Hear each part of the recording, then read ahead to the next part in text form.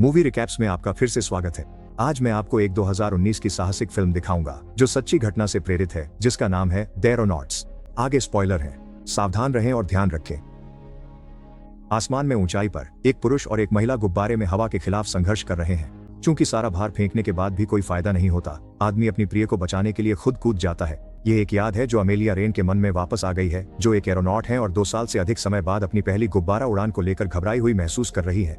उनकी बहन एंटोनिया सोचती है कि अगर अमेलिया ठीक महसूस नहीं कर रही है तो उन्हें उड़ान नहीं भरनी चाहिए, लेकिन अमेलिया जिद्दी है और समझाती है कि उन्हें बस एक पल की जरूरत है। साल 1862 है और ज्यादातर लंदनवासी गुब्बारे के उड़ान भरने को देखने के लिए आए हैं। जेम्स ग्लेशर, वह वैज्ञानिक जो इस अभियान में शामिल होने वाले हैं, आसमान में काले बादलों को लेकर ज्यादा चिंतित नहीं है, लेकिन उनके दोस्त और साथी वैज्ञानिक जॉन ट्रू जरूर परेशान है। जेम्स जोर देते हैं कि उन्होंने सही गणनाएं की हैं और सब ठीक रहेगा, और उनकी बात का समर्थन उस व्यक्ति द्वारा किया जाता है जिसने इस उड़ान में अपना पैसा लगाया है और वह इसे होते देखना चाहता है।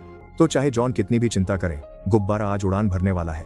अमेलिया देर से पहुंचती है, लेकिन वह इसे एक शानदार प्रदर्शन में बदल देती है, यह जानते हुए कि टिकटों की बिक्री ही उनकी उड़ानों को फंड करती है। वह एक बहुत ही रंगीन सर्कस जैसी पोशाक में अपने कोच कार की छत पर सवार होकर आती है, फिर गुब्बारे के मंच पर इधर उधर कूदती है, मजाक करती है और बहुत ही असहज जेम्स को भी साथ खेलने के लिए उकसाती है। वह एक कुत्ता भी साथ लाती है जो उनके साथ उड़ान भरेगा। जेम्स के विरोध को नजरअंदाज करते हुए साहसिक यात्रा के बारे में भाषण देने और फ्रांसीसियों का 23,000 फीट का रिकॉर्ड तोड़ने का वादा करने के बाद अमेलिया आखिरकार गुब्बारे को छोड़ देती है, बिना जेम्स को नोट्स और माप पूरी करने का समय दिए।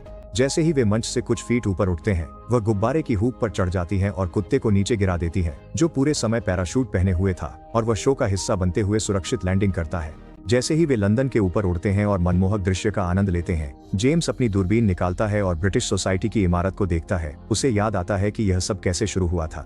2 साल पहले वह और जॉन एक छत पर चढ़ते हैं ताकि एक अलग गुब्बारे को सफलतापूर्वक उड़ान भरते हुए देख सकें। बाद में जेम्स ने ब्रिटिश सोसाइटी से फंडिंग मांगी ताकि वह इसी तरह के अभियान पर जा सके, लेकिन उसे मना कर दिया गया। हर कोई उसका मजाक उड़ाता है कि वह मौसम की भविष्यवाणी कर सकता है, जैसे वे कोई ज्योतिषी हो। जेम्स के माता पिता तक भी ये अपमान भरी बातें पहुंचती हैं, और वे भी उतने ही आहत होते हैं जितना कि वह खुद। वर्तमान में अमेलिया अपना शो वाला ड्रेस बदलकर गर्म कपड़े पहनती है, जबकि जेम्स अपनी पहली कबूतर के साथ अपने रीडिंग्स भेजता है।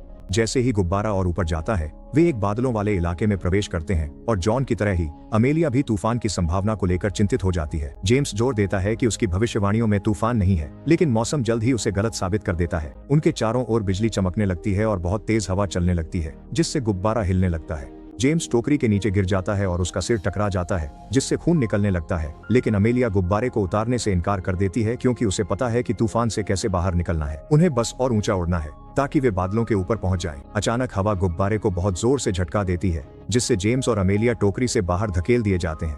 वे किसी तरह घेरा पकड़ने में सफल हो जाते हैं, इससे पहले कि हवा फिर से उन्हें लगे, और जेम्स टोकरी के अंदर गिर जाता है, लेकिन अमेलिया एक रस्सी से लटकी रह जाती है। अमेलिया को वापस चढ़ाने में दिक्कत आती है क्योंकि जेम्स बहुत ताकतवर नहीं है और हवा लगातार उनके खिलाफ चल रही है, इसलिए वह इस छोटी सी समस्या का हल यह निकालता है कि खुद को टोकरी से बांध लेता है, फिर अमेलिया को हाथ देता है और आखिरकार उसे वापस अंदर ले आता है। जैसे ही वह अंदर आती है, वह तुरंत बाल्टी में भरी रेत को बाहर फेंकना शुरू कर देती है, जिससे गुब्बारा और ऊंचा उठता है और वे बादलों को पीछे छोड़ देते हैं। इतनी ऊंचाई पर सब कुछ पूरी तरह शांत है और वे कोमल धूप की छुअन महसूस करते हैं।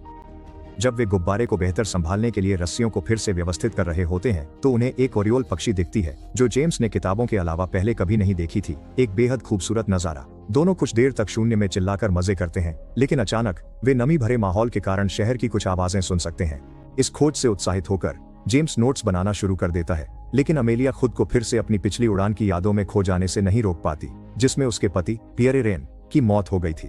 अपने पति को खोने के बाद अमेलिया ने घर से बाहर निकलना ही छोड़ दिया था। वह बहुत शराब पीती थी और नहाती भी नहीं थी। यह सिलसिला 2 साल तक चलता रहा। कुछ हफ्ते पहले एंटोनिया ने उसे इस हालत में देखकर तंग आकर उसे असली दुनिया में वापस खींच लिया और उसे उस पार्टी में ले गई जिसमें परिवार को आमंत्रित किया गया था।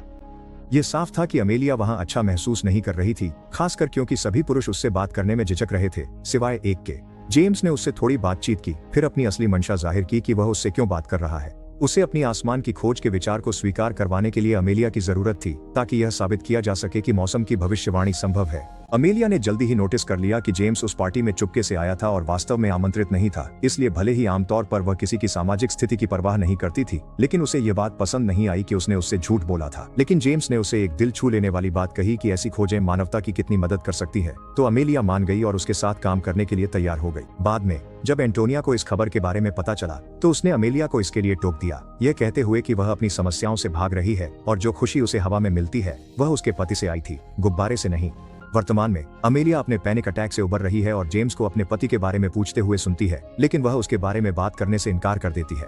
जब वह उसकी सिर की चोट का इलाज कर रही होती है तभी अचानक उन्हें एक अद्भुत आश्चर्य मिलता है, उनके चारों ओर तितलियों का झुंड उड़ता है। जेम्स इस दृश्य से खास तौर पर हैरान हो जाता है क्योंकि उसने कभी नहीं सोचा था कि तितलियां इतनी ऊंचाई तक उड़ सकती हैं, जबकि जॉन, जिसने उनका अध्ययन किया था, इस बात को लेकर आश्वस्त था कि वे उड़ सकती हैं। ये उसके दोस्त के सिद्धांत को सही साबित करता है। इस खूबसूरत पल से भावुक होकर अमेलिया जेम्स को पियरे के दुनिया की सुंदरता के प्रति प्रेम के बारे में बताती है और आंखों में आंसू लिए उसे धन्यवाद देती है कि उसने उस विषय पर बात करने के लिए उस पर दबाव नहीं डाला। एक बार फिर अमेलिया उन परिस्थितियों के बारे में सोचने लगती है जिन्होंने उन्हें यहाँ तक पहुँचाया। अपनी बहन की चिंताएं सुनने के बाद उसने यात्रा के बारे में अपना मन बदल लिया, इसलिए वह ब्रिटिश सोसाइटी की इमारत में चली गई, इस बात की परवाह किए बिना कि महिलाओं को अंदर जाने की अनुमति नहीं थी, ताकि जेम्स को बता सके कि अभियान रद्द कर दिया गया है और वह फिर कभी गुब्बारे में नहीं उड़ेंगी। शाम को बाद में जेम्स अपने माता पिता से मिलने गया। अपनी माँ को यह खबर दी लेकिन अपने पिता से छुपा ली ताकि उन्हें ठेस न पहुंचे, क्योंकि वे पहले से ही याददाश्त की समस्या से जूझ रहे थे। कम से कम उन्हें अभी भी वह दूरबीन याद थी जो जेम्स ने उन्हें दी थी और साथ ही आगामी यात्रा भी याद थी, इसलिए उन्होंने अपने बेटे को एक जोड़ी दूरबीन उपहार में दी ताकि वह आकाश में पहुंचने पर उसका उपयोग कर सके। अब वापस गुब्बारे की ओर जो अब बर्फ से ढकने लगा है, जेम्स अमेलिया को अपनी मदद से नोट्स लेने की अनुमति दे रहा है। इस बार के आंकड़े रोमांचक हैं। धीरे धीरे वे देखते हैं कि वे और ऊपर जा रहे हैं और जब वे अंततः फ्रांसीसियों द्वारा बनाए गए रिकॉर्ड को पार करते हैं तो वे जश्न मनाते हैं। अब वे आधिकारिक रूप से मानव इतिहास में सबसे ऊंचाई तक उड़ान भरने वाले लोग बन गए हैं। हाथ मिलाने और एक दूसरे को इस अवसर के लिए धन्यवाद देने के बाद जेम्स अपनी खोजों के साथ एक और कबूतर भेजता है और अमेलिया उससे कहती है कि वह कुछ गर्म कपड़े पहन ले। हालांकि जेम्स ने वजन हल्का रखने के लिए कोई गर्म कपड़े नहीं लाए हैं, जिससे अमेलिया गुब्बारे को उतारना चाहती है ताकि उसके दोस्त की ठंड से मौत न हो जाए। जेम्स उसे ऐसा करने नहीं देता, उसे उनके काम के महत्व के बारे में एक भाषण देता है और उसे दिखाता है कि तारों भरा आकाश कितना सुंदर है। अमेलिया को याद आता है कि वास्तव में उसे भी उड़ान में खुशी मिलती है, सिर्फ उसके पति को नहीं, इसलिए वह इस शर्त पर मान जाती है कि जब उसे लगेगा कि अब और आगे बढ़ना बहुत ज्यादा हो गया है तो वह फैसला करेगी। जेम्स सहमत हो जाता है तो वह एक और बाल्टी रेत बाहर फेंक देती है। एक नई याद शुरू होती है, उस रात की जब अमेलिया ने यात्रा के बारे में अपना मन बदल लिया था। उससे जॉन मिलने आया, जो अपनी मर्जी से आया था, न कि इसलिए कि जेम्स ने उसे भेजा था कि वह अमेलिया को बताए कि यह यात्रा जोखिम के लायक है। उसने उसे जेम्स के शोध नोट्स दिखाए जिनमें उसने कुछ सुंदर बर्फ के टुकड़े बनाए थे और स्वीकार किया कि कभी कभी जेम्स सच में गलत होता था। उसने कहा था कि आज रात बर्फ गिरेगी, जबकि ऐसा नहीं हुआ।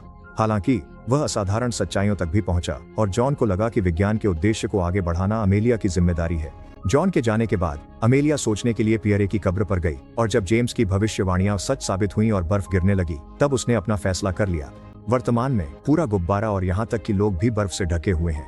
जेम्स एक कबूतर छोड़ता है लेकिन वह उड़ने की कोशिश करते ही गिर जाता है और उसका आखिरी कबूतर मर चुका है।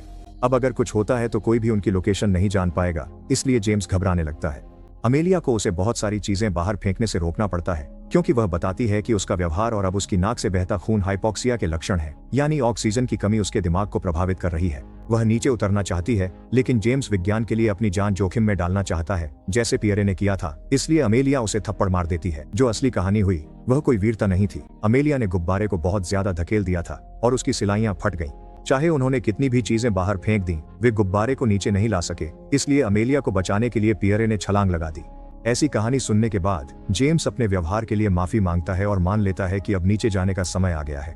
अमेलिया एक रस्सी खींचती है ताकि गैस वाल्व खुल जाए, लेकिन ठंड के कारण कुछ नहीं होता। इसलिए जेम्स को याद दिलाने के बाद कि वह जागते रहें और हाइपोक्सिया को जीतने न दें, वह वाल्व को मैन्युअली खोलने के लिए ऊपर चढ़ना शुरू करती है। यह काम बहुत मुश्किल साबित होता है क्योंकि उसके हाथों में ठंड के कारण सुन्नपन फ्रॉस्टबाइट शुरू हो गया है, लेकिन वह खुद को आगे बढ़ाने के लिए मजबूर करती है जब तक कि वह फिसल नहीं जाती और रस्सी से उल्टी लटक जाती है। अपने पति की मौत को याद करते हुए अमेलिया तय करती है कि वह उसके बलिदान को व्यर्थ नहीं जाने दे सकती, इसलिए वह खुद को संभालती है और फिर से चढ़ना शुरू करती है, इस बार अपनी कमर में रस्सी बांधकर ताकि अगर वह फिर से फिसले तो सुरक्षित रहे। जब तक अमेलिया ऊपर पहुंचती है, जेम्स बेहोश हो चुका होता है। वह अपनी कोहनी से वाल्व को धकेलने की कोशिश करती है लेकिन वह अटका हुआ है, इसलिए उसे खड़े होकर उसे लात मारने का जोखिम उठाना पड़ता है। यह तरीका काम करता है लेकिन उसे खुला रखने के लिए उसे अपना जूता उतारकर वाल्व और गुब्बारे के बीच में फंसाना पड़ता है। यह हासिल करने के तुरंत बाद वह भी बेहोश हो जाती है, लेकिन कुछ मिनट बाद जब गुब्बारा नीचे उतरने लगता है और वह किनारे से फिसल जाती है तो उसकी आंख खुलती है। इसी दौरान जमीन पर अमेलिया का परिवार और ब्रिटिश सोसाइटी चिंतित है, क्योंकि उन्होंने अभी तक गुब्बारे को वापस उड़ते हुए नहीं देखा है और अनुमानित आगमन का समय भी निकल चुका है। फिर भी वे आशावादी रहने की कोशिश करते हैं, क्योंकि आमतौर पर उनके बारे में सुनना किसी आपदा की खबर होने जैसा होता है, इसलिए उन्हें इस खामोशी को सकारात्मक मानना चाहिए और बस इंतजार करना चाहिए। गुब्बारे में अमेलिया खुद को उस रस्सी से लटकता हुआ पाती है जिसे उसने अपनी कमर से बांधा था, जो उसकी जान बचाने वाली साबित होती है। वह खुद को टोकरी तक पहुंचाने के लिए रस्सी को 2-3 बार झुलाती है और जैसे ही वह वापस अंदर आती है वह जेम्स को जगाने की कोशिश करती है। शुरुआत में कोई प्रतिक्रिया नहीं मिलती और अमेलिया सोचती है कि शायद उसने उसे खो दिया है, लेकिन शुक्र है बहुत हिलाने डुलाने के बाद आखिरकार वह उसकी पुकार पर प्रतिक्रिया देता है। वह उनके अंतिम रीडिंग्स लेता है, फिर अमेलिया के ठंड से जमे हाथों की देखभाल करता है और केवल तब रुकता है जब बर्फ गिरने लगती है ताकि बाद में विश्लेषण के लिए कुछ बर्फ के टुकड़े इकट्ठा कर सके। इसके बाद वे गुब्बारे के पूरी तरह नीचे उतरने का इंतजार करते हुए बैठ जाते हैं और अमेलिया कहती है कि उसने उसकी बहन के उस सवाल का जवाब ढूंढ लिया है कि वह फिर से उड़ना क्यों चाहती थी। वह चाहती है कि जो कुछ भी उसने खोया है उसका कोई मतलब हो। इसके जवाब में जेम्स अपनी कुछ खोजों का जिक्र करता है, लेकिन सबसे महत्वपूर्ण बात यह है कि उसने ऐसी सुंदरता देखी है जो किताबों की तस्वीरों से मेल नहीं खा सकती, और यह भी कि उन्होंने तारों को और करीब ला दिया है, जिससे अमेलिया भी सहमत होती है। अचानक अमेलिया देखती है कि बर्फ गिर नहीं रही है बल्कि हवा में ठहरी हुई है, जिसका मतलब है कि वे उसी गति से यात्रा कर रहे हैं जिस गति से बर्फ है। इसका केवल एक ही कारण हो सकता है, गुब्बारा सिकुड़ रहा है। वॉल्व हटाने के बाद और इस तरह उसका जूता भी, वे टोकरा हल्का करने के लिए उसमें से चीजें फेंकना शुरू कर देते हैं, जिसमें वे अपनी जैकेट्स और जेम्स के औजार भी शामिल हैं, जिसे वह नोटबुक से अपने नोट्स फाड़ने के बाद फेंकता है। यह सब कुछ भी पर्याप्त नहीं है और एक पल के लिए उन्हें लगता है कि अब कोई उम्मीद नहीं बची, लेकिन जेम्स को एक विचार आता है। दोनों गुब्बारे के हुप पर चढ़ जाते हैं, फिर वह रस्सियों को काट देता है ताकि टोकरी भी गिर जाए। अब गुब्बारा बहुत खतरनाक गति से नीचे जा रहा है और अमेलिया वही बलिदान देने के बारे में सोचती है जो उसके पति ने किया था, लेकिन जेम्स समय रहते उसे रोक लेता है। उसके पास एक नया विचार है। वे उन रस्सियों को काट देते हैं जो गुब्बारे को आकार में रखती हैं और रेशम ऊपर की ओर खिंच जाता है, जिससे गुब्बारा एक पैराशूट में बदल जाता है। अब यह और भी धीरे धीरे नीचे उतरने लगता है, लेकिन उनके लिए यह सफर अभी भी काफी कठिन है।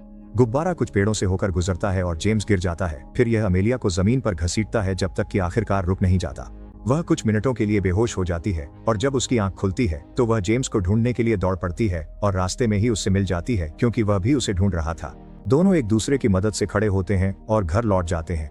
अनुमान है कि उस दिन वे 37,000 फीट की ऊंचाई तक पहुंच गए थे, यानी 7 मील ऊपर। उनकी सफलता की खबर अखबारों में छपती है और जेम्स के माता पिता भी उसे देखकर अपने बेटे पर गर्व महसूस करते हैं। उसकी खोजों ने वायुमंडल में परतों के अस्तित्व को सिद्ध कर दिया, जो एक ऐसी खोज थी जिसने पहली बार मौसम पूर्वानुमान का रास्ता खोला और जेम्स को उसके साथियों के बीच सम्मान दिलाया।